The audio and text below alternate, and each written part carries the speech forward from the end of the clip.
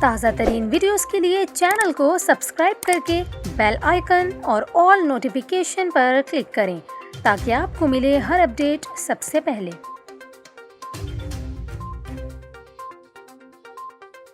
اور ابھی آپ کو بتائیں، سمندری طوفان ہنامنور جنوبی کوریا کے جنوبی جزیرے سے ٹکرا گیا، جس کے نتیجے میں ایک شخص لاپتہ ہو گیا۔ جنوبی کوریا میں تیز ہواؤں کے ساتھ ہونے والی بارش کے باعث سینکڑوں پروازیں منسوخ کر دی گئیں، اسکول اور مختلف کاروبار بھی بند کر دیے گئے، جبکہ 20,000 گھروں کی بجلی منقطع ہو گئی ہے۔ اس کے علاوہ طوفان کے اثرات جاپان کے حصوں میں بھی نظر آنے لگے، جہاں پروازوں کے علاوہ ٹرین سروسز بھی متاثر ہوئی ہیں۔ سمندری طوفان ہنامنور کے باعث جنوبی کوریا کے جنوبی جزیرے میں تیز بارشیں جاری ہیں۔ حفاظتی اقدامات کے تحت جنوبی کوریا بھر میں 600 اسکول بھی بند کر دیے گئے ہیں، جبکہ متاثرہ حصوں میں 250 ڈومیسٹک پروازیں منسوخ اور مختلف کاروبار بند ہو گئے ہیں۔ طوفان کا رخ اب جاپان کی جانب ہے، جہاں جنوب مغربی ریجن میں 35,000 گھروں کی بجلی منقطع ہو گئی ہے۔ بارش اور تیز ہواؤں کی وجہ سے بلٹ ٹرین سمیت دیگر ٹرین سروسز بھی منسوخ ہو گئی، جبکہ 120 پروازیں روک دی گئی ہیں۔